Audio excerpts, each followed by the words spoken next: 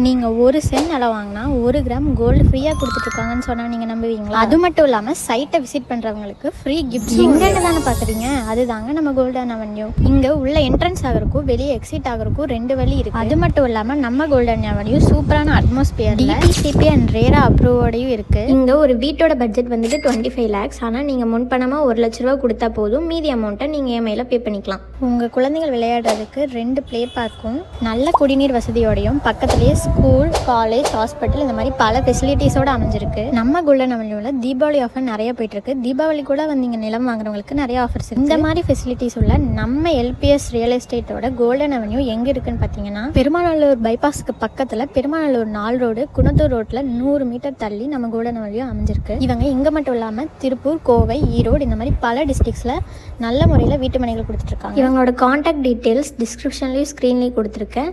கண்டிப்பாக golden அவென்யூவை visit பண்ணி பாருங்கள்.